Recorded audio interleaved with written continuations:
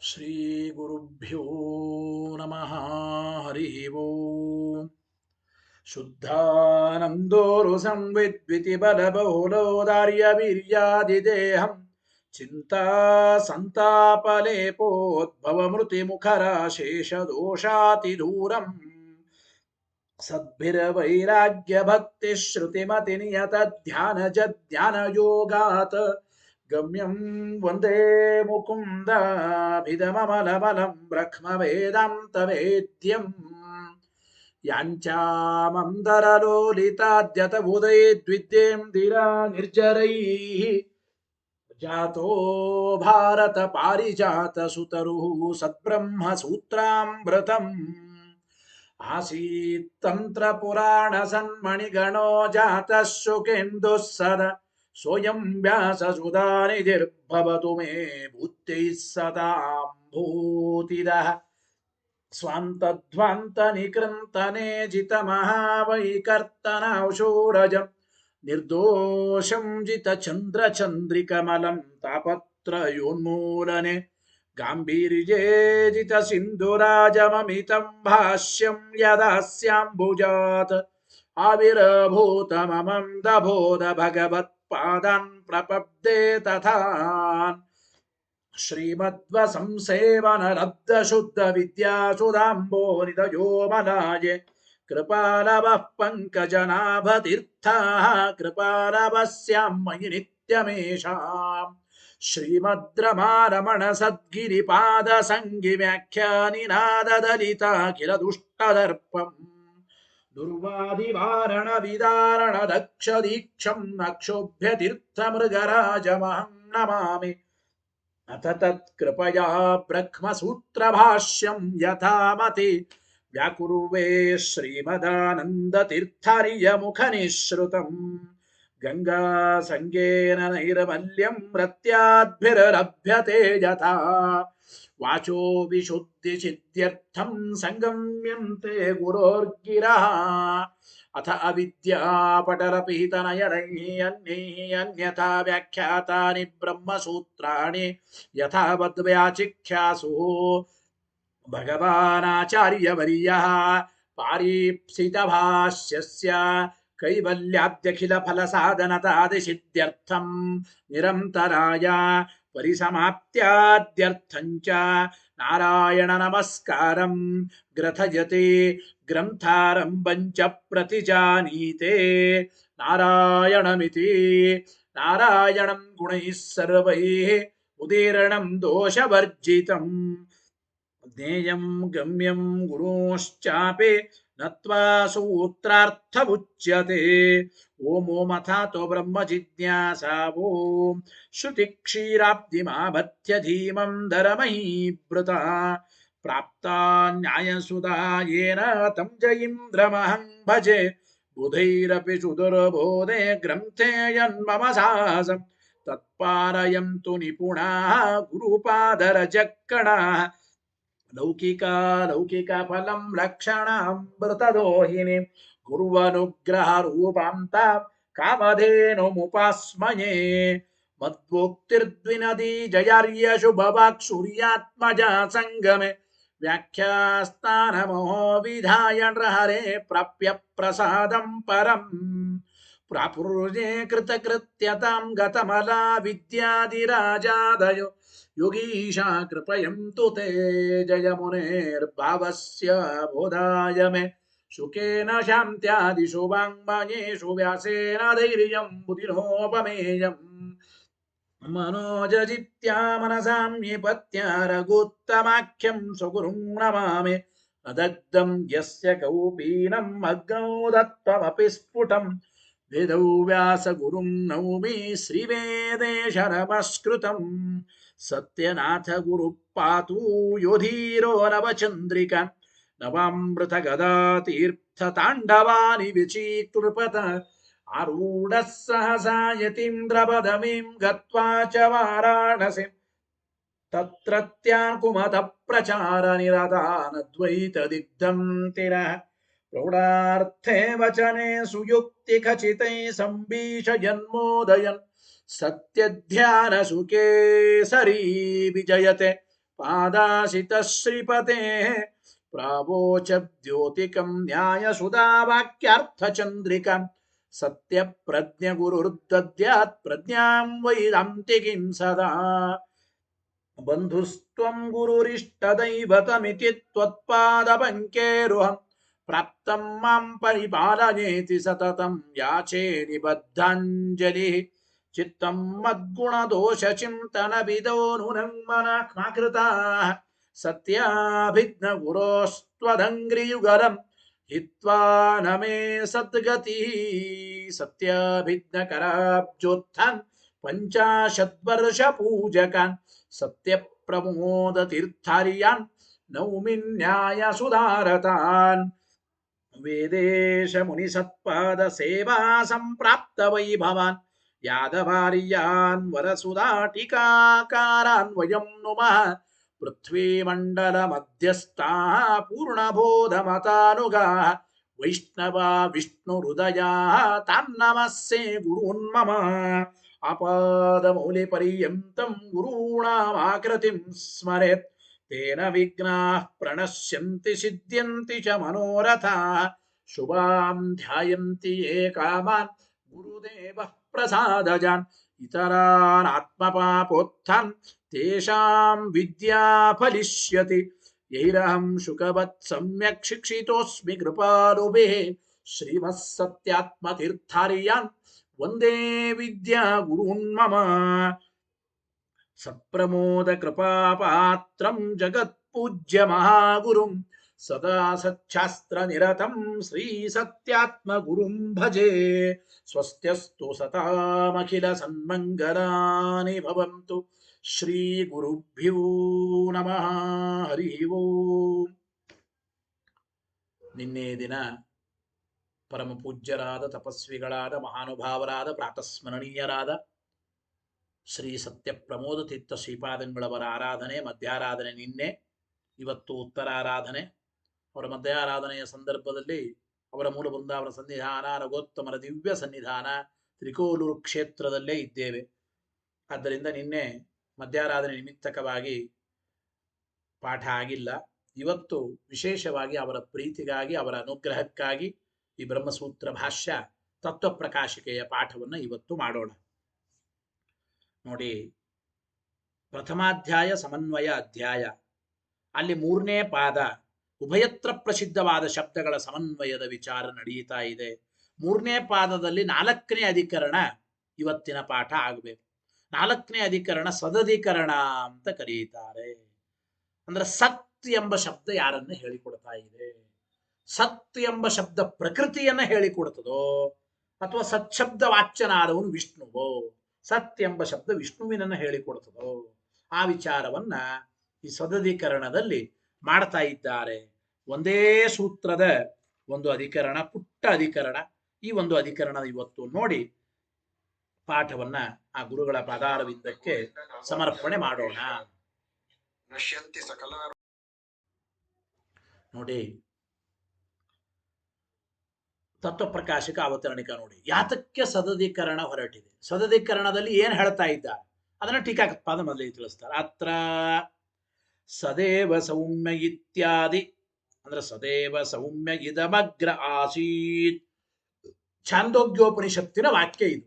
ಈ ಛಾಂದೋಗ್ಯೋಪನಿಷತ್ತಿನಲ್ಲಿ ಇತ್ಯಾದಿ ಸೃಷ್ಟಿ ಪ್ರತಿಪಾದಕ ಸ್ಥಾನಗತ ಸನ್ನಾಮ್ನಃ, ಅಂದ್ರೆ ಸೃಷ್ಟಿಯನ್ನ ಪ್ರತಿಪಾದನೆ ಮಾಡತಕ್ಕಂತಹ ಪ್ರಕರಣಗಳಲ್ಲಿ ಇರತಕ್ಕಂತಹ ಸತ್ ಎಂಬ ಶಬ್ದದ ಸಮನ್ವಯ ಪರಬ್ರಹ್ಮನಲ್ಲಿ ಮಾಡ್ತಾ ಇದ್ದಾರೆ. ಸತ್ ಎಂಬ ಶಬ್ದದ ಸಮನ್ವಯ ಪರಬ್ರಹ್ಮನಲ್ಲಿ ಮಾಡ್ತಾ ಇದ್ದಾರೆ.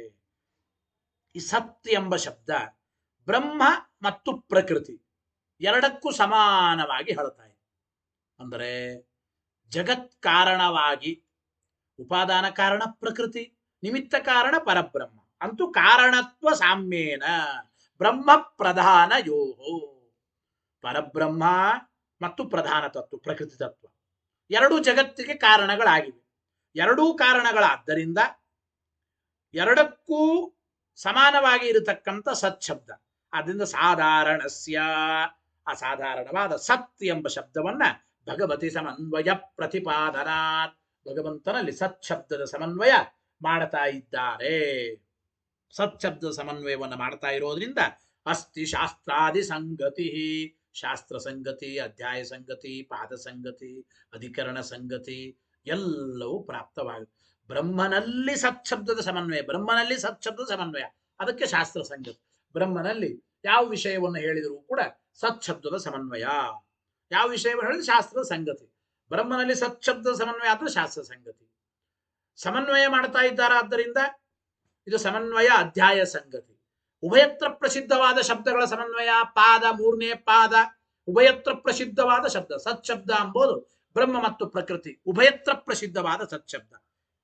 ಅಂತಹ ಸತ್ಶಬ್ದವನ್ನು ಸಮನ್ವಯ ಮಾಡ್ತಾ ಆದ್ದರಿಂದ ಈ ರೀತಿ ಪಾದ ಸಂಗತಿ, ಶಾಸ್ತ್ರ ಸಂಗತಿ, ಅಧ್ಯಾಯ ಸಂಗತಿ, ಪಾದ ಸಂಗತಿ ಎಲ್ಲವುಗಳು ಕೂಡ ಪ್ರಾಪ್ತವಾಗುತ್ತವೆ ಅಂತ ತಿಳಿಸಿ ಇಲ್ಲೇನು ಮಾಡ್ತಾ ಇದ್ದಾರೆ ಮುಂದೆ, ಶ್ರುತ್ಯಾದಿ ಸಂಗತಿ, ಶ್ರುತಿ ಮೊದಲಾದವುಗಳ ಮಧ್ಯದಲ್ಲಿರುವ ಸಂಗತಿ ಮತ್ತು ವಿಷಯವಾಕ್ಯ ಮುದಾರುತ್ಯ, ವಿಷಯವಾಕ್ಯವನ್ನು ಹೇಳಿ ವಿಷಯಾದಿ ಕಂಚ ಸೂಚಯತಿ ಸದಿತಿ, ಛಾಂದೋಗ್ಯೋಪನಿಷತ್ತಿನ ವಿಷಯವಾಕ್ಯವನ್ನು ಉದಾಹರಣೆ ಮಾಡಿ ಈ ಸದಧಿಕರಣಕ್ಕೆ ವಿಷಯ, ಸಂಶಯ, ಪೂರ್ವ ಪಕ್ಷ, ಸಿದ್ಧಾಂತಗಳೇನು ಅದೆಲ್ಲವನ್ನು ಮುಂದಿನ ವಾಕ್ಯಗಳಿಂದ ತಿಳಿಸ್ತಾ ಇದ್ದಾರೆ. ವಿಷಯಾದಿ ಕಂಚ ಸೂಚಯತಿ ಸದಿತಿ, ಭಾಷ್ಯವಾಕ್ಯವನ್ನು ಹೇಳಿ ಮುಂದೆ ತತ್ವಪ್ರಕಾಶಿಕೆಯನ್ನು ನೋಡೋಣ.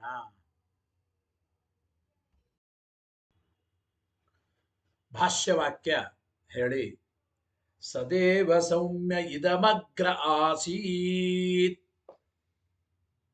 ಇತ್ಯಾದಿನ ಸತಃ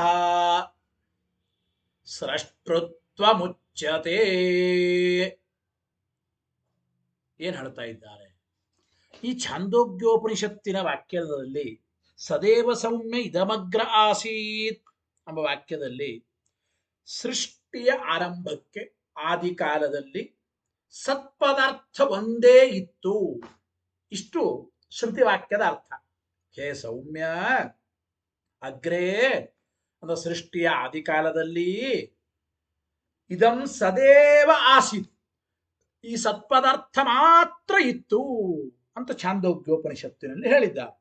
ಹಾಗಾದ್ರೆ ಸತ್ಪದಾರ್ಥ ಮಾತ್ರ ಇತ್ತು ಅಂದ್ರೆ ಮುಂದಿನ ಜಗತ್ತಿನ ಸೃಷ್ಟಿಗೆ ಮೂಲ ಕಾರಣ ಈ ಸತ್ಪದಾರ್ಥವೇ ಅಂತ ಅಭಿಪ್ರಾಯ.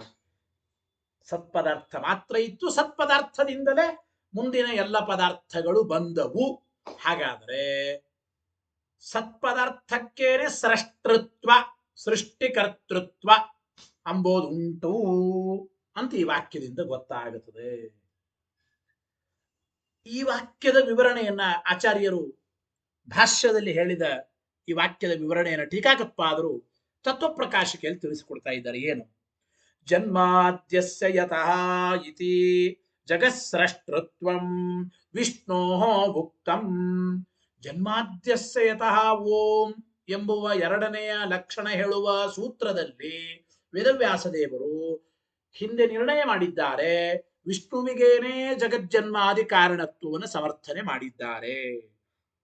ಜಗತ್ ಸೃಷ್ಟಿಕರ್ತೃತ್ವ ವಿಷ್ಣುವಿಗೆ ಹೇಳಲ್ಪಟ್ಟಿದೆ ಎರಡನೆಯ ಸೂತ್ರದಲ್ಲಿ, ಓಂ ಜನ್ಮಾದ್ಯಸ್ಯೇತಃ ಓಂ ಎಂಬ ಸೂತ್ರದಲ್ಲಿ ನೋಡಿ. ಆದ್ರೆ ತತ ಈ ಜಗತ್ಸೃಷ್ಟೃತ್ವ ಎಂಬುದು ಛಂದೋಗಶ್ರುತವು ಸತಃ ಪ್ರತೀಯತೆ. ಛಾಂದೋಗ್ಯೋಪನಿಷತ್ತಿನಲ್ಲಿ ಸತ್ಪದಾರ್ಥಕ್ಕೆ ಅಂದ್ರೆ ಶ್ರುತವಾಗುತ್ತಾ ಇದೆ. ಸತ್ಪದಾರ್ಥವೇ ಜಗತ್ ಸೃಷ್ಟಿಕರ್ತ ಅಂತ ಛಾಂದೋಗ್ಯೋಪನಿಷತ್ತಿನಲ್ಲಿ ಶ್ರುತವಾಗುತ್ತಾ ಇದೆ. ಯಾವ ವಾಕ್ಯ? ತತ್ತೇಜೋ ಅಸೃಜತ್ ಸದೇವ ಸೌಮ್ಯ ಇದಮಗ್ರ ಆಸೀತ್ ಎಂಬ ಈ ಮಾತುಗಳನ್ನ ತತ್ತೇಜೋ ಅಸೃಜತ್ ನೋಡಿ. ಸೃಷ್ಟಿಯ ಆದಿಕಾಲದಲ್ಲಿ ಮೊದಲಿದ್ದದ್ದು ಸತ್ಪದಾರ್ಥ ಮಾತ್ರ. ಆ ಸತ್ಪದಾರ್ಥದಿಂದ ತೇಜಸ್ಸು ಹುಟ್ಟಿತು, ಸತ್ಪದಾರ್ಥದಿಂದ ತೇಜಸ್ಸು ಹುಟ್ಟಿತು. ಹಾಗಾದ್ರೆ ಸತ್ಪದಾರ್ಥಕ್ಕೇನೆ ಸೃಷ್ಟೃತ್ವ ಗೊತ್ತಾಗುತ್ತಾ ಇದೆ ಛಾಂದೋಗ್ಯೋಪನಿಷತ್ತಿನ ಈ ವಾಕ್ಯದಲ್ಲಿ. ತಸ್ಯ ಚ ವಿಷ್ಣೋ ಅನ್ಯತ್ವೇ. ಹಾಗಾದ್ರೆ ಛಾಂದೋಗ್ಯೋಪನಿಷತ್ತಿನಲ್ಲಿ ಹೇಳಲ್ಪಟ್ಟ ಸೃಷ್ಟೃತ್ವ ಎಂಬುದು ಸತ್ಪದಾರ್ಥಕ್ಕೆ ಹೇಳಿದ್ದಾರೆ. ಹಾಗಾದರೆ ಸ್ರಷ್ಟೃತ್ವವುಳ್ಳ ವ್ಯಕ್ತಿ ಅಂದ್ರೆ ಯಾವುದು ಸತ್ಪದಾರ್ಥವೋ ಅದು ಸ್ರಷ್ಟ, ಜಗತ್ಸೃಷ್ಟಿಕರ್ತ. ಸತ್ಪದಾರ್ಥವೇ ಜಗತ್ತಿನ ಸೃಷ್ಟಿಕರ್ತ ಅಂತ ಛಾಂದೋಗ್ಯೋಪನಿಷತ್ತಿನಲ್ಲಿ ಇದೆ. ಹಾಗಾದ್ರೆ ಯಾವುದು ಸತ್ತೋ ಅದು ಸೃಷ್ಟಿಕರ್ತೃ ಅಂದಂಗಾಯಿತು. ಹಾಗಾದ್ರೆ ಸತ್ ಅಂದ್ರೆ ಯಾರು ಅಂತ ಪ್ರಶ್ನೆ. ಈಗ ಒಂದು ವೇಳೆ ತಸ್ಯ ಚ ಅನ್ಯತ್ವೇ, ತಸ್ಯ ಚ ವಿಷ್ಣೋ ಅನ್ಯತ್ವೇ, ನೋಡಿ ಈ ಸತ್ಪದಾರ್ಥ ಅಂಬೋದು ವಿಷ್ಣು ಅಲ್ಲ, ವಿಷ್ಣುವಿನಿಂದ ಭಿನ್ನ ಅಂತ ಆಗಿಬಿಟ್ರೆ ತಸ್ಯ ಚ ವಿಷ್ಣೋ ಅನ್ಯತ್ವೇ, ಸತ್ಪದಾರ್ಥ ವಿಷ್ಣು ಅಲ್ಲ ವಿಷ್ಣುವಿನಿಂದ ಭಿನ್ನ ಅಂತ ಅಂದುಬಿಟ್ರೆ ಅನ್ಯಸ್ಯೈವ ಸೃಷ್ಟೃತ್ವ ಪ್ರಸಂಗಾತ್. ಹಾಗಾದ್ರೆ ಸತ್ಪದಾರ್ಥ ವಿಷ್ಣು ಅಲ್ಲ ಬೇರೆ ಇನ್ಯಾರೋ ಅಂದುಬಿಟ್ರೆ ಹಾಗಾದ್ರೆ ವಿಷ್ಣು ಅಲ್ಲದ ಇನ್ನೊಬ್ಬ ವ್ಯಕ್ತಿ ಸತ್ಪದಾರ್ಥ, ಹಾಗಾದ್ರೆ ಅವನೇ ಜಗತ್ತಿನ ಸೃಷ್ಟಿಕರ್ತ ಅಂತ ಆಗುತ್ತೆ. ಯಾವುದು ಸತ್ತೋ ಅದೇ ಸೃಷ್ಟಿಕರ್ತೃ. ಸತ್ಪದಾರ್ಥ ವಿಷ್ಣು ಅಲ್ಲ ಬೇರೆ ವ್ಯಕ್ತಿಗಳು ಅಂದ್ಬಿಟ್ರೆ ಹಾಗಾದ್ರೆ ಬೇರೆ ವ್ಯಕ್ತಿಗಳಿಗೆ ಸತ್ವ ಏನಿದೆ ಆ ಸತ್ಪದಾರ್ಥ ವಿಷ್ಣುವಿನಿಂದ ಭಿನ್ನರಾದ ವ್ಯಕ್ತಿಗಳು ಅಂತ ಅಂದ್ಬಿಟ್ರೆ ಅವರಿಗೇನೆ ಜಗತ್ತಿನ ಸೃಷ್ಟಿಕರ್ತೃತ್ವವು ಕೂಡ ಬರುತ್ತದೆ. ಸೃಷ್ಟೃತ್ವ ಪ್ರಸಂಗ ಹಿಂಗೆ ಒಂದು ಪ್ರಸಂಗ ಇದೆ. ಆದ್ರಿಂದ ಅವಶ್ಯಂ ನಿರ್ಣೇತವ್ಯತ್ವಂ, ಅವಶ್ಯಂ ನಿರ್ಣೇಯತ್ವಂ, ಆದ್ರಿಂದ ಅವಶ್ಯಂ ನಿರ್ಣೇಯತ್ವಂ. ಹಾಗಾದ್ರೆ ಸತ್ಪದಾರ್ಥ ಯಾವುದು ಅಂತ ನಿರ್ಣಯ ಮಾಡಬೇಕಾಗಿದೆ. ಒಟ್ಟು ಛಾಂದೋಗ್ಯೋಪನಿಷತ್ತು ಹೇಳಿದ ಮಾತು ಇಷ್ಟು. ಸದೇವ ಸೌಮ್ಯ ಇದಮಗ್ರಾಸಿ ತತ್ತೇಜೋ ಅಸೃಜತ ಈ ಮೊದಲಾದ ವಾಕ್ಯಗಳಿಂದ ಸತ್ಪದಾರ್ಥ ಒಂದೇ ಇತ್ತು ಸೃಷ್ಟಿ ಆದಿಕಾಲದಲ್ಲಿ. ಆ ಸತ್ಪದಾರ್ಥದಿಂದಲೇ ತೇಜಸ್ಸು ಮೊದಲಾದ ಮುಂದಿನ ಜಗತ್ತಿನ ಸೃಷ್ಟಿಯಾಯಿತು. ಹಾಗಾದರೆ ಸತ್ಪದಾರ್ಥ ಯಾರು? ಆ ಸತ್ಪದಾರ್ಥ ವಿಷ್ಣುವಿನಿಂದ ಭಿನ್ನ ಅಂದ್ರೆ ಬೇರೆಯವರೇನೆ ಸೃಷ್ಟಿಯ ಕರ್ತೃಗಳು ಅಂತ ಆಗುತ್ತದೆ. ಆದ್ದರಿಂದ ಈ ಸತ್ಶಬ್ದ ವಾಚ್ಯತ್ವ, ಸತ್ಶಬ್ದದಿಂದ ಹೇಳಲ್ಪಟ್ಟವರು. ಹಾಗಾದ್ರೆ ವಿಷ್ಣು ಬೇರೆ ವ್ಯಕ್ತಿಗಳು ಅಂತ ಪ್ರಶ್ನೆ. ತತ ಸತ್ ಅತ್ರ ವಿಷಯ. ಹಾಗಾದ್ರೆ ಇಲ್ಲಿ ಸತ್ಪದಾರ್ಥವೇ ವಿಷಯ. ಸತ್ ಎಂಬುದು ಈ ಸದಧಿಕರಣದ ವಿಷಯ. ಸಂದೇಹ ಏನಪ್ಪ? ಕಿಂ ಬ್ರಹ್ಮ ಉತ ಪ್ರಧಾನಂ ಇತಿ ಸಂದೇಹ. ಸತ್ಪದಾರ್ಥ ಬ್ರಹ್ಮನೋ ಅಥವಾ ಪ್ರಧಾನವೋ? ಪ್ರಧಾನ ಅಂದ್ರೆ ಪ್ರಕೃತಿ ತತ್ವ ಅಂತ ಅಭಿಪ್ರಾಯ. ಸತ್ಪದಾರ್ಥ ಯಾರು? ಬ್ರಹ್ಮನೋ ಅಥವಾ ಪ್ರಧಾನ ತತ್ವವೋ ಇತಿ ಸಂದೇಹ. ಯಾಕೆ ಈ ಸಂದೇಹ ಬಂತು?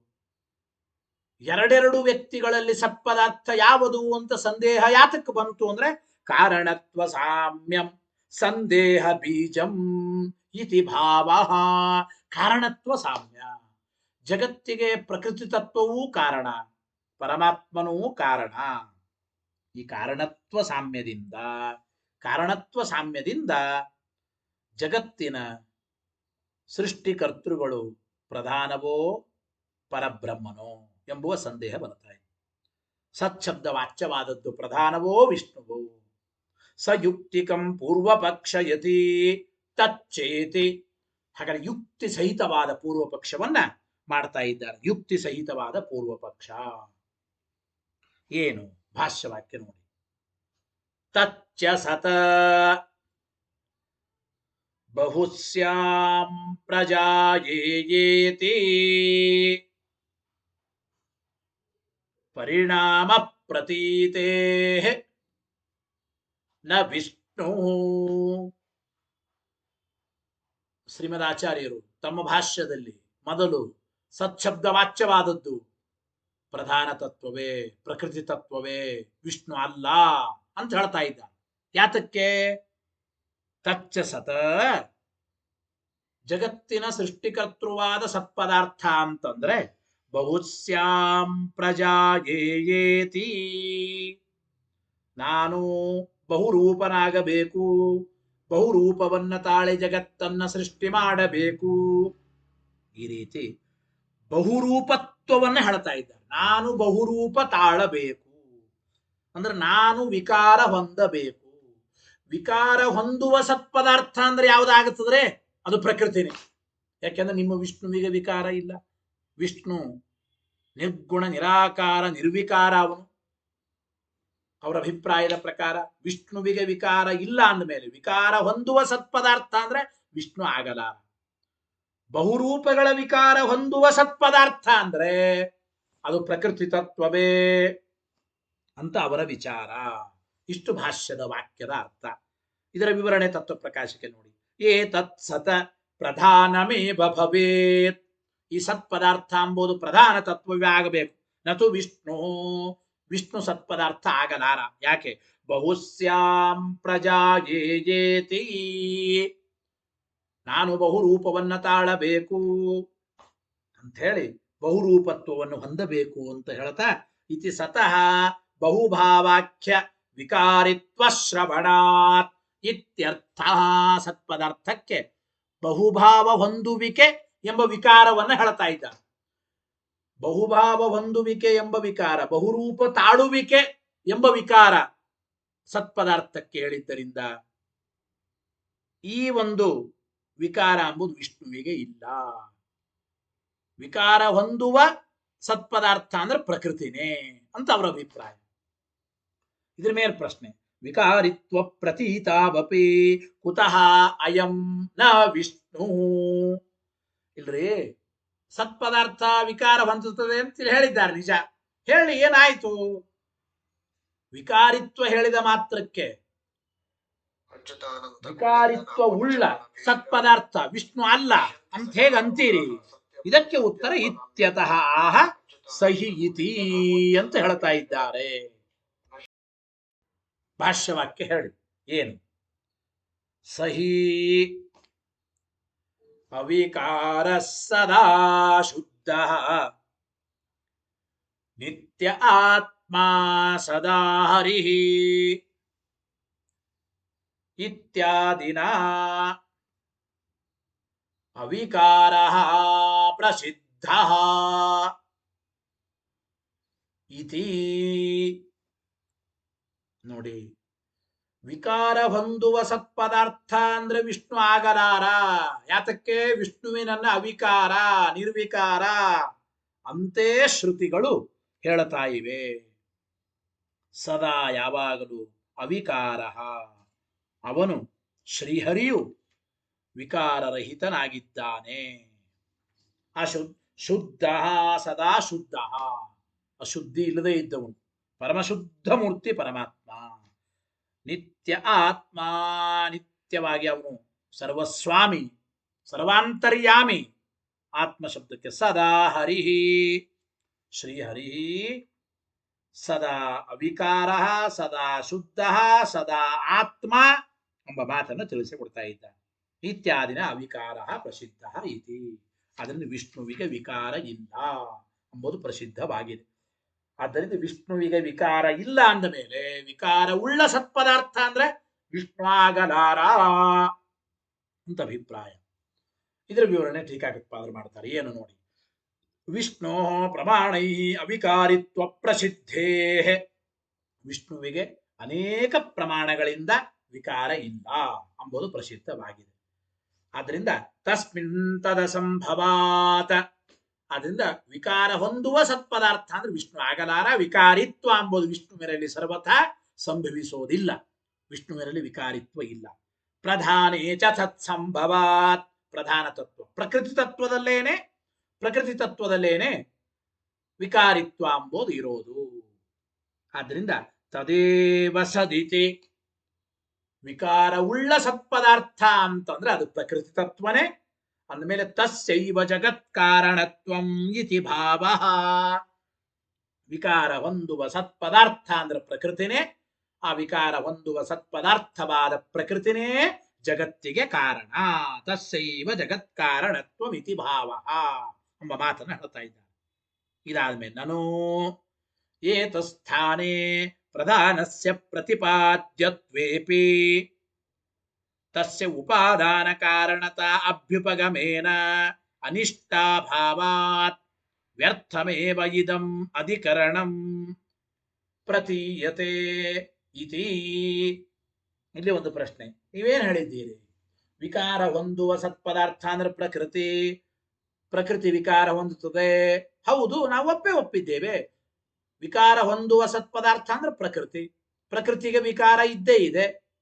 ಯಾಕೆಂದ್ರೆ ಆ ಪ್ರಕೃತಿನೇ ಜಗತ್ತಿಗೆ ಉಪಾದಾನ ಕಾರಣ. ಇದನ್ನೆಲ್ಲವನ್ನು ನಾವು ಒಪ್ಪಿದ್ವಿ. ಉಪಾದಾನ ಕಾರಣ ಅಂದ್ರೆ ಸಮಸ್ತ ಜಗತ್ತಿಗೆ ಪ್ರಕೃತಿ ಉಪಾದಾನ ಕಾರಣ ಅಂದ್ರೆ ಇಡೀ ಜಗತ್ತಿನ ಮೆಟೀರಿಯಲ್ ಅದು ಪ್ರಕೃತಿ ಎಂಬುದನ್ನು ನಾವು ಒಪ್ಪಿದ್ದೇವೆ. ನಮಗೆ ಯಾವ ಅನಿಷ್ಟ ಇಲ್ಲ, ನಮಗೆ ಯಾವ ಅನಿಷ್ಟ ಇಲ್ಲ. ಅದನ್ನು ವಿಷ್ಣು ಸತ್ಶಬ್ದ ವಾಚ್ಯನಾಗಬೇಕಾದ್ರೆ ಯಾವುದೇ ಅನಿವಾರ್ಯತೆ ಏನಿಲ್ಲ. ಆದ್ದರಿಂದ ಈ ಅಧಿಕರಣ ಯಾತಕ್ಕೆ ಬೇಕು? ಈ ಅಧಿಕರಣ ಯಾತಕ್ಕೆ ಬೇಕು? ಇದಂ ಅಧಿಕರಣಂ ವ್ಯರ್ಥಂ ಇತಿ ಪ್ರತೀಯತೆ. ಜಗತ್ತಿಗೆ ಉಪಾದಾನ ಕಾರಣ ಇದು ಪ್ರಕೃತಿ, ವಿಕಾರ ಹೊಂದುವ ಪ್ರಕೃತಿ, ಇದೆಲ್ಲವನ್ನ ನಾವು ಒಪ್ಪಿದ್ದೇವೆ. ಅದನ್ನು ಸಮರ್ಥನೆ ಮಾಡೋದಕ್ಕೆ ಪ್ರತ್ಯೇಕ ಈ ಅಧಿಕರಣ ಯಾತಕ್ಕೆ ಬೇಕು ಅಂತ ಪ್ರಶ್ನೆ ಬಂದ್ರೆ ಮೈವಂ, ಹಾಗೆ ಆಕ್ಷೇಪ ಮಾಡಬೇಡಿ. ಮಾ ಏವಂ ಏನು ಅಂದ್ರೆ ಭವೇದೇತತ್ಯದಿ ಏತತ್ ಪ್ರಕರಣೇ ವಿಕಾರಿ ಕಾರಣಮೇವ ಉಚ್ಛೇತ. ನೀವು ಹೇಳಿದ ಸರಿ ಹೋಗುತ್ತಾ ಇತ್ತು ನೋಡಿ. ಈ ಒಂದು ಛಾಂದೋಗ್ಯೋಪನಿಷತ್ತಿನ ಈ ಪ್ರಕರಣದಲ್ಲಿ ಸತ್ಶಬ್ದ ವಾಚ್ಯವಾದದ್ದು ಯಾವುದು ಎಂಬ ಈ ವಿಚಾರದಲ್ಲಿ ಕೇವಲ ವಿಕಾರವನ್ನ ಹೊಂದುವ ಪ್ರಕೃತಿಯನ್ನ ಜಗತ್ತಿಗೆ ಉಪಾದಾನ ಕಾರಣವಾದದ್ದನ್ನೇ ಇಲ್ಲಿ ಹೇಳುವ ಪ್ರಸಂಗ ಇದ್ದರೆ ನೀವು ಹೇಳೋದು ಯುಕ್ತವಾಗುತ್ತಾ ಇತ್ತು. ಆದ್ರೆ ನ ಏತದಸ್ತಿ ನೋಡಿ. ಯದಿ ಏತದ್ ಭವೇತ್, ನೀವು ಹೇಳಿದ್ದು ಸರಿ ಹೋಗುತ್ತಾ ಇತ್ತು. ಯಾವಾಗ? ಏತತ್ ಪ್ರಕರಣೇ ವಿಕಾರಿ ಕಾರಣಮೇವ ಉಚ್ಛೇದ. ವಿಕಾರವನ್ನ ಹೊಂದುವ ಜಗತ್ತಿಗೆ ಉಪಾದಾನ ಕಾರಣವಾದ ವ್ಯಕ್ತಿಯನ್ನ ಹೇಳುವ ಪ್ರಸಂಗ ಇದ್ರೆ ನೀವು ಹೇಳಿ ಸರಿ ಹೋಗುತ್ತಾ ಇತ್ತು. ನಾವು ವಿಕಾರವನ್ನು ಹೊಂದುವ ಉಪಾದಾನ ಕಾರಣವಾದ ವಸ್ತುವಿನ ಬಗ್ಗೆ ಇಲ್ಲಿ ನಾವು ಹೇಳ್ತಾ ಇಲ್ಲ, ನಿಮಿತ್ತ ಕಾರಣದ ಬಗ್ಗೆ ಹೇಳ್ತಾ ಇದ್ದೇವೆ. ಜಗತ್ತಿಗೆ ನಿಮಿತ್ತ ಕಾರಣವಾದದ್ಯಾವುದೋ ಅದು ಸತ್ಶಬ್ದ ವಾಚ್ಯ ಎಂಬ ವಿಚಾರವನ್ನು ನಾವಿಲ್ಲಿ ಹೇಳ್ತಾ ಇದ್ದೇವೆ ನೋಡಿ. ಏಕಮೇವ ದ್ವಿತೀಯಂ ಬ್ರಹ್ಮ ಅಂತ ಬರುತ್ತದೆ ವಾಕ್ಯ. ತತ್ತೇಜೋ ಅಸೃಜತ ಸನ್ಮೂಲಾಃ ಸೌಮ್ಯ ಇಮಾಃ ಸರ್ವಾಃ ಪ್ರಜಾಃ ಸದಾಯತನಾಃ ಸತ್ಪ್ರತಿಷ್ಠಾಃ ಸತಾ ಸೌಮ್ಯ ತದಾ ಸಂಪನ್ನೋ ಭವತಿ ಇತ್ಯಾದಿ ಬ್ರಹ್ಮ ಲಕ್ಷಣಾನಾಂ ಶ್ರವಣಾತ್ ಹೇಳ್ತಾ ಇದ್ದಾರೆ. ಏನಪ್ಪ ಅರ್ಥ ಅಂತಂದ್ರು ನೋಡಿ. ಇಲ್ಲಿ ಯಾವ ಪ್ರಸಂಗ ಇದೆ ವಿಚಾರ ಮಾಡಿ. ಏಕಮೇವ ಅದ್ವಿತೀಯಂ ಬ್ರಹ್ಮ. ಏತದ್ ಬ್ರಹ್ಮ ಅದ್ವಿತೀಯಂ ಅಂದ್ರೆ ಸತ್ಶಬ್ದ ವಾಚ್ಯನಾದ ಈ ಬ್ರಹ್ಮ, ಈ ಸತ್ಪದಾರ್ಥಕ್ಕೆ ಸಮನಾದದ್ದು ಇನ್ನೊಂದು ಇಲ್ಲ. ಇದು ಅದ್ವಿತೀಯವಾದ ವಸ್ತು. ಸತ್ಪದಾರ್ಥಕ್ಕೆ ಸಮನಾದ ವಸ್ತು ಇನ್ನೊಂದು ಇಲ್ಲ. ಗೊತ್ತಾಯಿತು ಅಲ್ಲ? ಅದನ್ನು ಹೇಳ್ತಾ ಇದ್ದಾರೆ. ತತ್ತೇಜೋ ಅಸೃಜತ, ಈ ಸತ್ಪದಾರ್ಥವೇ ತೇಜಸ್ಸನ್ನ ಹುಟ್ಟಿಸಿತು. ಆ ವಾಕ್ಯಕ್ಕೆ ಅರ್ಥ ಮುಂದೆ. ಸನ್ಮೂಲಾಃ ಸೌಮ್ಯ ಇಮಾಃ ಸರ್ವಾಃ ಪ್ರಜಾಃ ಸದಾಯತನಾಃ ಸತ್ಪ್ರತಿಷ್ಠಾಃ. ಅರ್ಥ ಏನು ಗೊತ್ತಾ? ಸನ್ಮೂಲಾಃ, ಈ ಎಲ್ಲ ಪ್ರಜೆಗಳಿಗೂ ಸತ್ಪದಾರ್ಥವೇ ಮೂಲವಾಗಿದೆ. ಸನ್ಮೂಲಾಃ, ಎಲ್ಲ ಪ್ರಜೆಗಳಿಗೂ ಸತ್ಪದಾರ್ಥವೇ ಮೂಲ. ಹೇ ಸೌಮ್ಯ ಸನ್ಮೂಲ. ಇಮಾಃ ಸರ್ವಾಃ ಪ್ರಜಾಃ, ಸನ್ಮೂಲಾಃ ಬೌರ್ವಿ ಸಮಾಸದು. ಎಲ್ಲ ಪ್ರಜೆಗಳು ಸತ್ಪದಾರ್ಥವೇ ಮೂಲವಾಗಿ ಉಳ್ಳವರಾಗಿದ್ದಾರೆ. ಸದಾಯತನಾಃ, ಸತ್ಪದಾರ್ಥವೇ ಎಲ್ಲ ಪ್ರಜೆಗಳಿಗೆ ಆಶ್ರಯವಾಗಿದೆ. ಸತ್ಪ್ರತಿಷ್ಠಾಃ, ಈ ಸತ್ಪದಾರ್ಥವೇ ಸದ್ವಸ್ತುವೇ ಮೋಕ್ಷಾಧಾರವಾಗಿದೆ ಎಂಬ ಮಾತು. ಇನ್ನು ಕೊನೆಯ ವಾಕ್ಯ. ಸತಾ ಸೌಮ್ಯ ತದಾ ಸಂಪನ್ನೋ ಭವತಿ ಅಂದ್ರೆ ಅರ್ಥ ಏನು? ಎಲ್ಲ ಜೀವರು ಸಾಧನೆ ಮಾಡಿ ಮೋಕ್ಷ ಪಡೆಯೋದು ಅಂದ್ರೆ ಅರ್ಥ ಏನು? ಮೋಕ್ಷದಲ್ಲಿ ಈ ಸತ್ಪದಾರ್ಥವನ್ನೇ ಎಲ್ಲರೂ ಹೊಂದುತ್ತಾ ಇದ್ದಾರೆ. ಮೋಕ್ಷದಲ್ಲಿ ಈ ಸತ್ಪದಾರ್ಥವನ್ನೇ ಎಲ್ಲರೂ ಹೊಂದುತ್ತಾ ಇದ್ದಾರೆ. ಈ ರೀತಿ ಬ್ರಹ್ಮನ ಲಕ್ಷಣಗಳನ್ನು ಹೇಳ್ತಾ ಇದ್ದಾರೆ. ಯಾವುದಪ್ಪ ಸತ್ಪದಾರ್ಥ ಅಂದ್ರೆ ಬ್ರಹ್ಮನಿಗೆ ಹೇಳಿದ ಲಕ್ಷಣ ಸತ್ಪದಾರ್ಥಕ್ಕೆ ಹೇಳ್ತಾ ಇದ್ದಾರೆ. ಅಂದ ಮೇಲೆ ಸತ್ಪದಾರ್ಥ ಅಂದ್ರೆ ಬ್ರಹ್ಮನೇ. ಸಕಲ ಪ್ರಜೆಗಳಿಗೂ ಮೂಲವಾದ ಸತ್ಪದಾರ್ಥ, ಸಕಲ ಪ್ರಜೆಗಳಿಗೂ ಆಶ್ರಯವಾದ ಸತ್ಪದಾರ್ಥ, ಎಲ್ಲರಿಗೂ ಮೋಕ್ಷಾಧಾರವಾದ ಸತ್ಪದಾರ್ಥ. ಈ ಸತ್ಪದಾರ್ಥವನ್ನೇ ಮುಂದೆ ಮೋಕ್ಷದಲ್ಲಿ ಎಲ್ಲರೂ ಹೊಂದುತ್ತಾರೆ. ಹಾಗಾದರೆ ಇಂತಹ ಸತ್ಪದಾರ್ಥ ಅಂದ್ರೆ ಯಾವುದು? ಅದು ವಿಷ್ಣುವೇ ಆಗಬೇಕು, ಪರಮಾತ್ಮನೇ ಆಗಬೇಕು ಅಂತ ನಮಗೆ ತಿಳಿಯಿತ. ಬ್ರಹ್ಮನ ಲಕ್ಷಣವನ್ನ ಸತ್ಪದಾರ್ಥಕ್ಕೆ ಹೇಳಿದ್ದಾರೆ. ಸತ್ ಅಂದ್ರೆ ಪರಬ್ರಹ್ಮನೇ. ಈ ರೀತಿ ಹೇಳ್ತಾ ಸಿದ್ಧಾಂತ ಯತ್ ಸೂತ್ರಮವತಾರ್ಯ ವ್ಯಾಚಷ್ಟೆ ಸಿದ್ಧಾಂತವನ್ನು ಹೇಳ್ತಾ ಸೂತ್ರಕ್ಕೆ ಅವತರಣಿಕೆಯನ್ನು ಕೊಟ್ಟು ವ್ಯಾಖ್ಯಾನ ಮಾಡ್ತಾ ಇದ್ದಾರೆ. ಭಾಷ್ಯ ಮತ್ತು ಸೂತ್ರವನ್ನು ಹೇಳಿ ಅಥೋ ಬ್ರವೀತಿ ಓಂ ಈಕ್ಷತಿ ಕರ್ಮೌ ವ್ಯಪದೇಶಾತ್ ಸಹ ಓಂ ಏನರ್ಥ? ಸಹ ಅಂದ್ರೆ ಈ ವಿಷ್ಣುವೇ ಸದೇವ ಸೌಮ್ಯ ಇದಮಗ್ರಾಸೀತ್ ಎಂಬ ಪ್ರಕರಣದಲ್ಲಿ ಪ್ರಾಪ್ತವಾದ ಸತ್ಶಬ್ದದಿಂದ ವಾಚ್ಯನಾದವನು.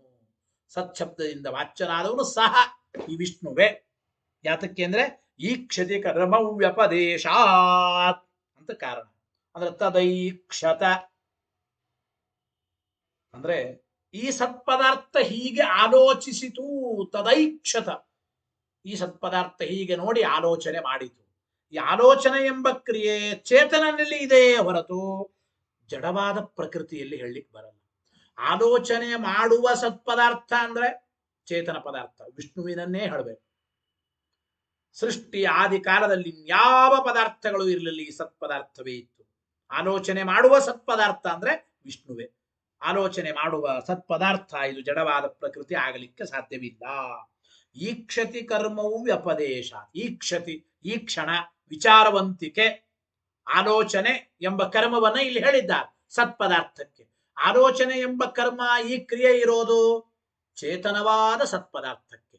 ಹಾಗಾದ್ರೆ ಆ ಚೇತನವಾದ ಸತ್ಪದಾರ್ಥ ಅದು ಒಂದೇ ಒಂದು ಸೃಷ್ಟಿಯ ಆದಿಕಾಲದಲ್ಲಿ ಇದ್ದದ್ದು, ಅದು ಪರಮಾತ್ಮನೇ ವಿಷ್ಣುವೇ ಎಂಬ ಮಾತು ನಮಗೆ ಸ್ಪಷ್ಟವಾಗುತ್ತಾ ಇದೆ. ಇಷ್ಟ ಅರ್ಥ. ಭಾಷ್ಯವಾಕ್ಯ ಹೇಳಿ ತದೈಕ್ಷತ ಇತಿ ಈಕ್ಷತಿ ಕರ್ಮೌ ವ್ಯಪದೇಶಾತ್ ಸಯೇವ ವಿಷ್ಣು ಅತ್ರ ಮುಚ್ಯತೆ. ನೋಡಿ ತದೈಕ್ಷತ ಮುಂದೆ ವಾಕ್ಯ ಬರೀತಾರೆ. ತದೈಕ್ಷತ ಎಂಬ ಈ ವಾಕ್ಯದಲ್ಲಿ ಈಕ್ಷಣ ಎಂಬ ಕರ್ಮವನ್ನು ಹೇಳಿದ್ದರಿಂದ ಇಲ್ಲಿ ಸತ್ಪದಾರ್ಥ ಸತ್ಶಬ್ದದಿಂದ ಹೇಳಲ್ಪಟ್ಟ ವ್ಯಕ್ತಿ ಅಂದ್ರೆ ಅವನು ವಿಷ್ಣುವೇ. ಅವನು ವಿಷ್ಣುವೇ ಎಂಬ ಮಾತನ್ನ ತಿಳಿಯಬೇಕು. ಇದು ಭಾಷ್ಯವಾಕ್ಯದ ಅರ್ಥ. ತತ್ವಪ್ರಕಾಶಕ ನೋಡಿ ಸದೇವ ಇತ್ಯಾದಿ ಸ್ಥಾನೇ ಸದೇವ ಸೌಮ್ಯ ಇದಮಗ್ರ ಆಸೀತ್ ಎಂಬ ಛಾಂದೋಗ್ಯೋಪನಿಷತ್ತಿನಲ್ಲಿ ಬರತಕ್ಕಂತಹ ಈ ಪ್ರಕರಣದಲ್ಲಿ ಉಕ್ತನಾದ ವ್ಯಕ್ತಿ ಅಂತಂದ್ರೆ ಅವನು ಸತ್ಶಬ್ದೇನ ವಿಷ್ಣೋರೇವ ಉಚ್ಯತೆ. ಇಲ್ಲಿ ಹೇಳಲ್ಪಟ್ಟ ಸತ್ಶಬ್ದದಿಂದ ಹೇಳಲ್ಪಟ್ಟವನು ಅಂತಂದ್ರೆ ಅದು ವಿಷ್ಣುವಿನನ್ನೇ ನಾವು ಸ್ವೀಕಾರ ಮಾಡಬೇಕು. ಯಾಕೆಂದ್ರೆ ಸತಃ ತದೈಕ್ಷತ ಇತಿ ಆ ಸತ್ಪದಾರ್ಥಕ್ಕೆ ತದೈಕ್ಷತ ಅಂತ ಹೇಳಿ ಉಪನಿಷತ್ತಿನಲ್ಲಿ ಇತಿ ಈಕ್ಷತ್ಯಾಖ್ಯವು ವ್ಯಾಪಾರ ಶ್ರವಣಾತ್. ಈಕ್ಷತಿ ನೋಡುವಿಕೆ, ಆಲೋಚನೆ ಮಾಡುವಿಕೆ ಎಂಬ ವ್ಯಾಪಾರವನ್ನು ಹೇಳಿದ್ದಾನೆ. ಆಲೋಚನೆ ಮಾಡುವಿಕೆ ಎಂಬ ವ್ಯಾಪಾರ ಜಡ ಪ್ರಧಾನಸ್ಯ ಈಕ್ಷಣ ಅಸಂಭವಾತ್ ಇತ್ಯರ್ಥ. ಜಡವಾದ ಈ ಪ್ರಕೃತಿಗೆ ಪ್ರಧಾನ ತತ್ವಕ್ಕೆ ಆಲೋಚನೆ ಮಾಡುವ ಎಂಬ ಚೇತನ ಧರ್ಮ ಸರ್ವಥಾ ಬರೋದಿಲ್ಲ. ಆಮೇಲೆ ಅಪಿಚ ವಿಷ್ಣುವನ್ಯಸ್ಯ ಕಸ್ಯಾಪಿ ಈಕ್ಷತಿ ಮುಖ್ಯತಃ ನ ವಿದ್ಯತೆ. ಹೋಗಲ್ರಿ, ಈಕ್ಷಣ ಕರ್ಮ ಆಲೋಚನೆ ಮಾಡುವ ಎಂಬ ಈ ಕ್ರಿಯೆ ಜಡವಾದ ಪ್ರಕೃತಿಗೆ ಬೇಡ. ಬೇರೆ ಚೇತನರು ಇದ್ದಾರೆ. ಪ್ರಕೃತಿ ಅಭಿಮಾನಿಯಾದ ಲಕ್ಷ್ಮಿಗೆ, ಅಭಿಮಾನಿ ದೇವತೆಗೆ ಈ ಕ್ಷಣ ಕರ್ಮವನ್ನು ಹೇಳೋಣ. ವಿಷ್ಣುವಿಗೆ ಯಾಕೆ ಹೇಳಬೇಕು ಅಂದ್ರೆ ಬೇರೆಯವರಿಗೆ ಈ ಕ್ಷಣ ಕರ್ಮ ಹೇಳಬಹುದು, ಆಲೋಚನೆ ಮಾಡುವ ಎಂಬ ಕ್ರಿಯೆಯನ್ನು ಹೇಳಬಹುದು. ಆದರೆ ಮುಖ್ಯವಾಗಿ ಈ ಕ್ಷಣ ಕರ್ಮ ಅದು ವಿಷ್ಣುವಿಗೆ, ಬೇರೆಯವರಿಗಿಲ್ಲ. ನೋಡಿ, ಚೇತನರಾದರೂ ಬೇರೆ ಚೇತನರಿಗೆ ಮುಖ್ಯ ಈಕ್ಷತಿ ಈಕ್ಷಣ ಕರ್ಮತ್ವ ಅಂಬೋದಿಲ್ಲ ಅಂದ ಮೇಲೆ ಇನ್ನು ಜಡವಾದ ಪ್ರಕೃತಿಗೆ ಈಕ್ಷಣ ಕರ್ಮತ್ವ ಇಲ್ಲ ಅಂತ ಏನ್ ಹೇಳೋದು? ಕಿಮು ಜಡಸ್ಯ ಇತ್ಯಾಶಗೇನ ಆಹ ನೇತಿ ಇತಿ ಒಂದು ಅಭಿಪ್ರಾಯದಿಂದ ಹೇಳ್ತಾ ಇದ್ದಾರೆ, ತಿಳಿಸಿಕೊಡ್ತಾ ಇದ್ದಾರೆ. ಗೊತ್ತಾಯ್ತು ಅಲ್ಲಿ? ಈ ಮಾತಿನಿಂದ ಹೇಳ್ತಾ ಇದ್ದಾರೆ ಅಂತ ಅರ್ಥ. ಭಾಷ್ಯವಾಕ್ಯ ನೋಡಿ, ಟೀಕೆಯನ್ನು ವಿಚಾರ ಮಾಡಿ ತಿಳಿಯೋಣ. ಹೇಳಿ ಭಾಷ್ಯವಾಕ್ಯ. ನಾನ್ಯೋತೋಸ್ತಿ ದ್ರಷ್ಟ ನಾಣ್ಯದತೋತಿ ದ್ರಷ್ಟೃ ಇತ್ಯಾದಿನ ತಸ್ಯೈವ ಹಿ ತಲ್ಲಕ್ಷಣಂ ಬಹುತ್ವಂಚ ಅವಿಕಾರೇಣೈವ ಭುಕ್ತಂ ಅಜಾಯಮಾನೋ ಬಹುಧಾ ವಿಜಾಯತೆ ಇತಿ. ಏನ್ ಹೇಳ್ತಾ ಇದ್ದಾರೆ ಈ ಭಾಷ್ಯವಾಕ್ಯ ನೋಡಿ. ನಾನ್ಯ ನ ಅನ್ಯ ಅತಃ ಅಸ್ತಿ ದ್ರಷ್ಟ. ಭಗವಂತನನ್ನು ಬಿಟ್ಟು ಭಗವಂತನಿಂದ ಭಿನ್ನರಾದವರು ಇನ್ಯಾರೂ ಕೂಡ ಸ್ವತಂತ್ರ ದ್ರಷ್ಟೃಗಳು ಇಲ್ಲ. ಮುಖ್ಯವಾದ ಸ್ವತಂತ್ರ ದ್ರಷ್ಟೃಗಳು ಅಂದ್ರೆ ವಿಷ್ಣು ಮಾತ್ರ, ಇನ್ನೊಬ್ಬರಿಲ್ಲ ಎಂಬ ಮಾತು ನಾನ್ಯೋತೋಸ್ತಿ ದ್ರಷ್ಟ. ಅದೇ ಅರ್ಥ ಬರುವ ಇನ್ನೊಂದು ವಾಕ್ಯ ನಾನ್ಯೋತೋಸ್ತಿ ದ್ರಷ್ಟ. ಇದು ಬೃಹದಾರಣ್ಯಕ. ಮುಂದೆ ಇನ್ನೊಂದು ಬೃಹದಾರಣ್ಯಕದ ಮಾತೆ ನಾಣ್ಯದತೋತಿ ದ್ರಷ್ಟೃ ಎಂಬ ಮಾತು ಹೇಳ್ತಾ ಇದ್ದಾರೆ. ಆದ್ದರಿಂದ ಈ ಸತ್ಪದಾರ್ಥಕ್ಕಿಂತ ಮುಖ್ಯವಾಗಿ ಸ್ವತಂತ್ರವಾದ ದ್ರಷ್ಟೃತ್ವ ಬೇರೆಯವರಿಗೆ ಇಲ್ಲ. ಇತ್ಯಾದಿನ ತಸ್ಯೈವ ಹಿ ತಲ್ಲಕ್ಷಣ. ಆದ್ದರಿಂದ ಆ ದ್ರಷ್ಟೃತ್ವ ಮುಖ್ಯವಾಗಿ ಪರಮಾತ್ಮನ ಲಕ್ಷಣವೇ ಹೊರತು ಬೇರೆ ಚೇತನರ ಲಕ್ಷಣ ಅಲ್ಲ ಅಂತ ಅಭಿಪ್ರಾಯ. ಸರಿ ರೀ. ನೋಡಿ, ಸತ್ಶಬ್ದದಿಂದ ಹೇಳಲ್ಪಟ್ಟ ಪ್ರಕೃತಿ ವಿಕಾರ ಹೊಂದುತ್ತದೆ. ವಿಕಾರ ಹೊಂದುವ ಸತ್ಪದಾರ್ಥ ಅಂದ್ರೆ ಪ್ರಕೃತಿನೇ ಆಗಬೇಕಲ್ಲ. ವಿಷ್ಣುವಿಗೆ ವಿಕಾರ ಇಲ್ಲ ಅಂತ ನಾವು ಹೇಳಿದ್ದೇವಲ್ಲ. ವಿಕಾರ ಹೊಂದುವ ಸತ್ಪದಾರ್ಥ ಅಂದ್ರೆ ವಿಷ್ಣು ಹೇಗಾಗುತ್ತಾನೆ ಎಂಬ ಪ್ರಶ್ನೆಗೆ ಉತ್ತರ ಕೊಡ್ತಾರೆ. ಬಹುತ್ವಂಚ ಅವಿಕಾರೇಣ ಇವ ಭುಕ್ತಂ. ಹೌದು ಅಂದ್ರು. ಅವಿಕಾರೇಣ, ಭಗವಂತನಿಗೆ ಯಾವ ವಿಕಾರ ಇಲ್ಲದೆ ಹೋದರೂ ಕೂಡ ಬಹುತ್ವವನ್ನು ಕೂಡಿಸಬಹುದು, ಹೇಳಬಹುದು, ಏನ್ ತೊಂದರೆ ಇಲ್ಲ. ತೈತ್ರೇಯ ಆರಣ್ಯಕದಲ್ಲಿ ಬಂದ ಮಾತದು. ಅಜಾಯಮಾನೋ ಬಹುಧಾ ವಿಜಾಯತೆ ಎಂಬ ಮಾತನ್ನು ಹೇಳ್ತಾ ಇದ್ದಾರೆ. ನೋಡಿ, ಅಜಾಯಮಾನ, ವಿಕಾರ ಎಂಬ ಹುಟ್ಟು ದೇವರಿಗಿಲ್ಲ. ವಿಕಾರ ಎಂಬ ಹುಟ್ಟು ಜನನ ದೇವರಿಗಿಲ್ಲದೆ ಹೋದರೂ ಹಲವು ಬಗೆಯ ಅನೇಕ ಬಗೆಯಾಗಿ ಪರಮಾತ್ಮ ಮತ್ತೆ ಮತ್ತೆ ರೂಪಗಳನ್ನು ತೆಗೆದುಕೊಂಡು ಅವತಾರ ಮಾಡಿ ಬರ್ತಾ ಇದ್ದಾನೆ. ಅಜಾಯಮಾನೋ ಬಹುಧಾ ವಿಜಾಯತೆ. ಅಜಾಯಮಾನೋಪಿ ಬಹುಧಾ ವಿಜಾಯತೆ. ಗೊತ್ತಾಯ್ತೋ ಇಲ್ಲ? ವಿಕಾರ ಎಂಬ ಹುಟ್ಟು ಇಲ್ಲದೆ ಹೋದರೂ ಕೂಡ ಬಹುಧಾ ವಿಜಾಯತೆ, ಅನೇಕ ರೂಪಗಳನ್ನ ತಾಳುವಿಕೆ ಎಂಬ ಜನ್ಮ ಪರಮಾತ್ಮನಿಗೂ ಅವಶ್ಯವಾಗಿ ಹೇಳಬಹುದು, ಏನ್ ತೊಂದರೆ ಇಲ್ಲ. ಇದರ ವಿವರಣೆ. ಏತೇನ, ಕೆಲವರು ಮತ್ತೆ ಹೀಗೆ ಒಂದು ಆಕ್ಷೇಪ ಮಾಡಬಹುದು. ಏನು? ಸೋಮೋ ವೈ ರಾಜ ಗಂಧರ್ವೇಷು ಶ್ವಾಸೀತ್ ಇತ್ಯಾದಿವತ ಅಭಿಮಾನಿ ವಿವಕ್ಷಯ ಈಕ್ಷತ್ಯುಕ್ತಿ ಇತಿ ಪರಾಸ್ತಂ. ಕೆಲವರು ಹಿಂಗೆ ಹೇಳ್ತಾರೆ, ಇಲ್ರಿ ವಿಷ್ಣುವಿನನ್ನ ಬಿಟ್ಟು ಬೇರೆಯವರೇ ಸಚ್ಛಬ್ದ ವಾಚ್ಯರು. ಇಲ್ಲ ಈಕ್ಷತಿ ಕರ್ಮ ಅಂದ್ರೆ ಈಕ್ಷತಿ ಕರ್ಮನೂ ಬೇರೆಯವರಿಗೆ ಹೇಳಬಹುದು. ಯಾಕೆ ಅಂತಂದ್ರೆ ನೋಡಿ, ಜಡವಾದ ಪದಾರ್ಥ ಆಲೋಚನೆ ಮಾಡಿತು ಅಂದ್ರೆ ಅದು ತಪ್ಪು. ಆ ಜಡವಾದ ಪ್ರಕೃತಿಯ ಅಭಿಮಾನಿ ದೇವತೆ ಆಲೋಚನೆ ಮಾಡಿದನು ಅಂತ ಹೇಳಬಹುದಲ್ಲ. ಅಂತಂದ್ರೆ ಇದು ಸರಿಯಾಗೋದಿಲ್ಲ. ಯಾಕೆ ನಾವು ಹಿಂದೆ ಹೇಳಿದ್ದೇವೆ, ಬೇರೆಯವರಿಗೂ ಈ ಕ್ಷಣ ಕರ್ಮತ್ವ ಹೇಳಬಹುದು, ಆದ್ರೆ ಸ್ವತಂತ್ರವಾದ ಈ ಕ್ಷಣ ಕರ್ಮತ್ವ ಬೇರೆಯವರಿಗೆ ಇಲ್ಲ. ಆದ್ದರಿಂದ ಅಭಿಮಾನಿ ವಿವಕ್ಷಯ, ಅಭಿಮಾನಿ ದೇವತೆಗಳ ವಿವಕ್ಷಯ ನೀವು ಈ ಕ್ಷಣ ಕರ್ಮತ್ವವನ್ನ ಬೇರೆಯವರಿಗೆ ಹೇಳುತ್ತೇವೆ ಅಂದ್ರೆ ಸ್ವಾತಂತ್ರ್ಯೇಣ ಈ ಕ್ಷಣ ಕರ್ಮತ್ವ ಅಭಿಮಾನಿ ದೇವತೆಗಳಿಗೂ ಬರೋದಿಲ್ಲ, ಅದು ವಿಷ್ಣುವಿಗೆ ಮಾತ್ರ. ಸ್ವಾತಂತ್ರ್ಯೇಣ ಆಲೋಚನೆ ಮಾಡುವ ಕ್ರಿಯೆ ವಿಷ್ಣುವಿಗೆ ಮಾತ್ರ ಇರೋದು. ಬೇರೆಯವರಿಗೆ ಆಲೋಚನೆ ಮಾಡುವ ಕ್ರಿಯೆ ಸಾಮರ್ಥ್ಯ ಇರಬಹುದು, ಅದು ಭಗವದ್ ಅಧೀನವಾಗಿ ಇರುತ್ತದೆ ಅಂತ ಅಭಿಪ್ರಾಯ. ಇಷ್ಟು ಒಂದು ವಿಚಾರ. ಕೊನೆಯದಾಗಿ ಈ ಅಧಿಕರಣದ ಮುಕ್ತಾಯವನ್ನು ಮಾಡ್ತಾರೆ ನೋಡಿ. ಏನು? ನಾನು ನಿರವಕಾಶ ವಿಕಾರಿತ್ವ ಲಿಂಗೇನ ಈಕ್ಷತಿ ವ್ಯಪದೇಶ ಗೌಣ ಕಿಂ ನ ಸ್ಯಾತ್. ಪೂರ್ವ ಪಕ್ಷಗಳನ್ನು ಮತ್ತೆ ಪ್ರಶ್ನೆ ಮಾಡ್ತಾರೆ ನೋಡಿ. ಬಹುಸ್ಯಾಂ ಪ್ರಜಾಯೇತಿ ಎಂಬುವ ಶ್ರುತಿವಾಕ್ಯದಲ್ಲಿ ನಾನು ಬಹುರೂಪವನ್ನ ತಾಳಬೇಕು ಅಂತ ಅಂದುಕೊಂಡಿತು ಸತ್ಪದಾರ್ಥ. ಈ ರೀತಿ ಆ ವಿಕಾರಿತ್ವ ಎಂಬುದು ಸ್ಪಷ್ಟವಾಗಿ ಸತ್ಪದಾರ್ಥಕ್ಕೆ ತೋರುತ್ತದೆ. ನಿರವಕಾಶವಾದ ವಿಕಾರಿತ್ವ ಎಂಬ ಲಿಂಗದಿಂದ ಸತ್ಪದಾರ್ಥ ಪ್ರಕೃತಿ ತತ್ವವೇ ಸತ್ಶಬ್ದ ವಾಚ್ಯ ಅಂತ ನಾವು ಹೇಳ್ತೀವಿ. ನೀವು ಈಕ್ಷತಿ ಕರ್ಮ ಹೇಳಿದ್ರಿ, ಆಲೋಚನೆ ಮಾಡುವ ಎಂಬ ಕ್ರಿಯೆ ಜಡವಾದ ಪ್ರಧಾನ ತತ್ವಕ್ಕೆ ಇಲ್ಲ ಅಂದ್ರಿ. ಅದನ್ನ ಗೌಣ ಮಾಡ್ರಿ ಅಂದ್ರು. ಗೌಣ ಮಾಡ್ರಿ. ಆಲೋಚನೆ ಮಾಡುವ ಕ್ರಿಯೆ ಅಂಬೋದಿದ್ದ ಮಾತ್ರಕ್ಕೆ ಸಚ್ಛಬ್ದ ವಾಚ್ಯವಾದದ್ದು ಪ್ರಕೃತಿ ಅಲ್ಲ ಅಂತ ಯಾಕರ್ಬೇಕು? ಈಕ್ಷತಿ ಕರ್ಮವು ವ್ಯಪದೇಶ. ಆಲೋಚನೆ ಮಾಡುವ ಎಂಬ ಕ್ರಿಯೆಯನ್ನ ಉಪನಿಷತ್ತು ಹೇಳಿದ್ದಾರಂದ್ರೆ ಹೇಳಿ. ಇದು ಕೇವಲ ಅಂದ್ರೆ ಇದು ಕೇವಲ ಔಪಚಾರಿಕವಾಗಿ ಈಕ್ಷತಿ ಕರ್ಮವನ್ನು ನಾವು ಹೇಳಬಹುದು. ಔಪಚಾರಿಕವಾದ ಈಕ್ಷಣ ಕರ್ಮ ಜಡವಾದದ್ದಕ್ಕೂ ಹೇಳಬಹುದಲ್ಲ. ಆದ್ದರಿಂದ ಈಕ್ಷತಿ ಕರ್ಮವು ವ್ಯಪದೇಶ, ಇದು ಔಪಚಾರಿಕ ಅಂತ ಯಾಕೆ ಆಗಬಾರದು? ಯಾಕೆಂದ್ರೆ ಸತ್ವಾ ಸಂಜಾಯತೆ ಜ್ಞಾನಂ ಇತ್ಯಾದೇ ಪ್ರಧಾನಸ್ಯ ಜ್ಞಾನ ಉಪಾದಾನತ್ವಾತ್. ನೋಡಿ, ಪ್ರಧಾನ ತತ್ವವೇ ಜ್ಞಾನಕ್ಕೆ ಉಪಾದಾನ ಕಾರಣ ಎಂಬುವ ಗೌಣಾರ್ಥದಲ್ಲಿ ಈ ಕ್ಷಣ ಕರ್ಮವನ್ನ ವಿಕಾರ ಹೊಂದುವ ಪ್ರಕೃತಿಯಲ್ಲಿಯೂ ಕೂಡ ಹೇಳಬಹುದಲ್ಲ, ಹೊಂದಿಸಬಹುದಲ್ಲ ಅಂತ ಪ್ರಶ್ನೆ.